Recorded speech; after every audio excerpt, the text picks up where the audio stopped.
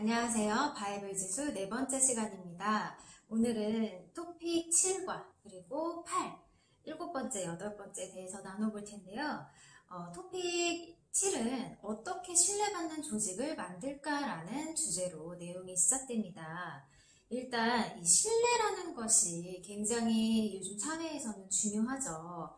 근데 신뢰받는 사회, 또 신뢰받는 정부, 좋은 말이지만 이 신뢰받지 못하는 정부가 되면은 사실 국민들이 굉장한 그런 삶을 살게 되겠죠.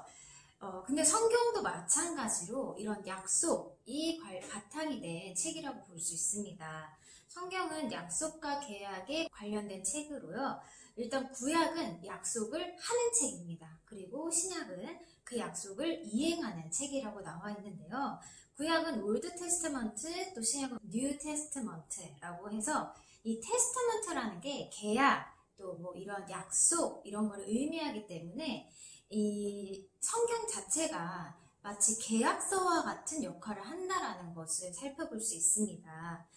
이번에 나온 영화 속에는 포레스트 검프라는 영화가 나왔는데요. 굉장히 감동적인 영화로 많은 분들이 포레스트 검프 영화를 알고 계실 텐데, 이 포레스트 검프에 나오는 주인공이 사실 굉장히 사소한 약속들이지만 그 약속을 잊지 않고 지켜나가는 그런 모습들을 소개한 영화인데, 이 사소한 약속이 사실 어떤 분들은 잊어버릴 수도 있고 그 약속을 지키지 않을 수도 있지만 정말 구두로 한 약속이라도 잘 지키고 이행하는 것이 얼마만큼 우리 현대사회에 필요한 것인지에 대해서 살펴볼 수 있는 영화 내용이었는데요.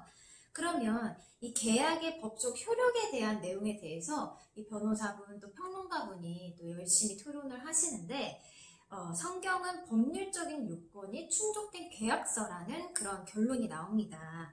먼저 구약은 하나님이 이스라엘 백성에게 하나님의 백성이 될 것을 청약하고 또 이스라엘 백성이 이를 승낙한 계약이고요.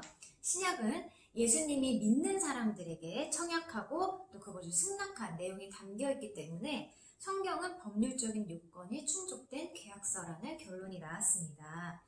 먼저 이렇게 우리가 약속이 지켜지는 사이가 굉장히 중요하다는 이야기를 앞에서 했고, 신뢰받는 정부, 또 신뢰받는 기업의 중요성에 대해서 이야기를 했는데요.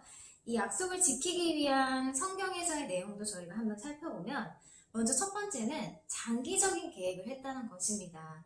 대부분 선거 유세를 할 때 이 국회의원분들이 단기적인 그런 것만 바라보고서는 공약을 막 세우시죠. 그 이유가 어떻게 보면은 멀리 보고 정말 장기적인 계획을 수련하고서는 공약을 세우는 것이 아니라 그냥 자기 표를 많이 받을 수 있는 그런 자기 인기를 얻을 수 있는 굉장히 짧은 안목으로 공약들을 내세우기 때문에 그것을 이행하는 것이 어려워지고 공약을 이행하지 못하고 실천하지 못하면 그만큼 또 국민들의 신뢰를 얻지 못하게 되는 그런 예를 들어주셨는데요. 예, 성경에서의 내용은 하나님은 항상 우리에게 장기적인 계획을 주셔서 그 약속을 꼭 지키셨다는 것, 그것이 첫 번째였습니다. 두 번째는 약속의 목적과 방향성이 정확하다는 것이었습니다. 약속을 할 때도 그 약속의 목적과 방향성이 정확하지 않으면 약속이 그냥 흐지부지 되기도 하고 그 약속을 잘 이행하지 않게 되는데 그 방향과 목적이 정확하면은 그 약속 이행을 하는 것도 훨씬 더 수월해진다는 것을 저희가 봤고요. 세 번째는 이스라엘 백성을 사랑함으로 그들의 고통을 들으셨고 또 그들의 고통을 근원적으로 해결의 방법론을 제시하셨다는 그런 이야기를 세 번째로 꼽으셨습니다. 그만큼 하나님은 현장의 목소리를 듣고 또 그들에게 필요한 것을 약속하시고 이행하셨다는 것을 저희가 살펴볼 수 있는데요. 저희 현대사회에서는 이것을 소통으로 볼 수 있죠. 어느 순간부터 이 소통이라는 키워드가 중요시하게 되고 그리고 이 단어들을 굉장히 많이 사용하게 됐는데 결국은 국민들의 목소리를 잘 듣는 정책이야말로 지금 우리 현대사회 또 우리나라에 굉장히 필요한 것이라고 마무리를 지으면서 이 신뢰받는 조직에 대해서 이야기를 토픽 7에서 나눠주셨습니다. 그럼 토픽 8에서는 가족과 함께하는 일터 만들 수 있을까? 라는 주제로 이야기를 나누셨는데요. 사실 이 선진국에서는 몇 대에 걸쳐서 정말 2대, 3대, 4대에 걸쳐서 온 가족이 함께 일하는 그런 사회 구조와 사회의 현상이 많이 갖춰져 있는 것을 선진국에서는 살펴볼 수 있는데요. 우리나라는 아직까지 가족이 함께 일을 한다? 거부감이 드시는 분들이 더 많으실 것 같습니다. 왜냐하면 생각해보면 자녀와 부모 간의 대화가 벌써 단절된 가족들도 굉장히 많아지고요.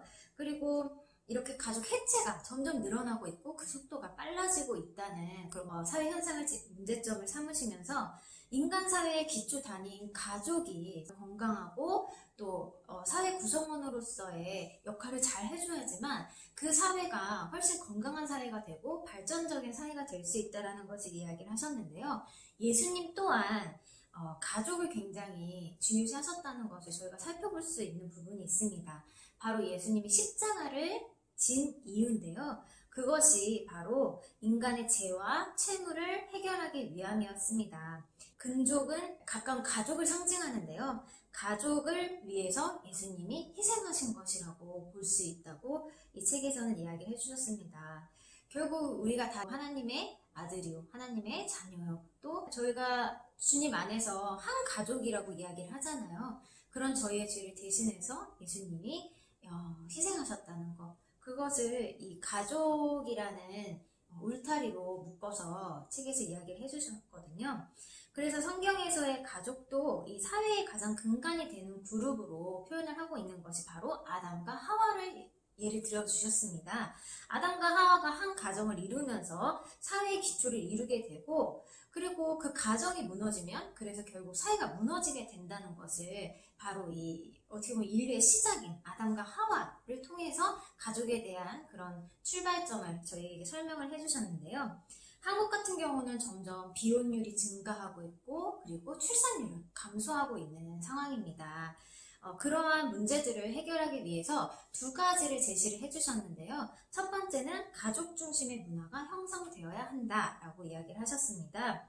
구조적 환경 조성이 필요하다는 이야기를 하셨는데요. 이 구조적 환경이라고 하면 예를 들어서 이런 거죠.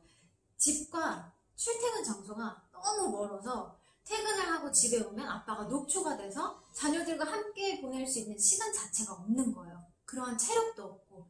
그렇기 때문에 예를 들어서 벤처기업 같은 경우는 그 주변에 아파트를 먼저 이 근무하는 분들에게 선분양을 해서 일터와 집이 정말 가까운 거리 안에 있는 출퇴근 시간만 줄여도 그걸 가족들에게 가족과 함께하는 시간으로 쓸 수 있는 시간이 훨씬 늘어난다는 것을 이 구조적 환경 조성이 필요하다는 걸 예를 들어주셨거든요. 그래서 가족 중심 타운시티 라는 것을 이야기를 하면서 이것을 위해서는 정부와 기업의 협력이 필요하다고 해결책 하나로 제시를 해주셨습니다. 그 다음 두 번째는 디아스포라의 지원입니다. 이 디아스포라는 우리가 잘 알고 있듯이 해외에 있는 한인 동포들을 뜻하는데요. 그 중에서도 이런 어려움을 당하고 있는 해외 동포들을 지원하는 노력이 필요하다고 했습니다. 사실 이 어려움을 당하고 있는 해외 동포들이라 하면 고려인, 조선족을 저희가 볼 수 있는데요. 이들 같은 경우는 사실 같은 우리 민족이지만 먼 타지에서, 먼 해외에서 정말 그곳에서도 불합리한 취급을 당하면서 불합리한 대우를 받으면서 굉장히 어려운 환경 속에 있는 분들인데 이분들에게 우리가 먼저 적극적으로 도움을 주고 그들이 한국에 돌아와서 살 수 있는 영주권을 주고 또 한국 기업에 취업할 수 있는 이런 제도 등을 잘 마련해서 멀리 떨어져 있는 이런 디아스포라를 잘 우리가 흡수를 해서 다시 이들을 세계적인 인재로 양성시키는 것이 필요하다는 그런 두 번째 방안을 제시를 하셨습니다. 오늘 이렇게 저희가 신뢰받는 조직과 또 가족과 함께하는 일터에 대해서 이야기를 나눠봤는데요. 건강한 사회가 되기 위해서는 그 사회의 기본이 되는 가족이 정말 주님 안에서 바로 서는 것이 중요하고 가족 중심 문화가 잘 형성이 된 국가가 결국에는 미래의 발전 가능성도 높은 그런 국가가 되지 않을까라는 생각을 이 7, 8 챕터를 하면서 저희가 생각해보게 되었습니다. 다음 이 시간은 이제 마지막 챕터 9와 10을 남겨두고 있는데요. 다음 시간에 또 더 유익하고 즐거운 시간으로 만나 뵙도록 하겠습니다. 오늘도 시청해주셔서 고맙습니다.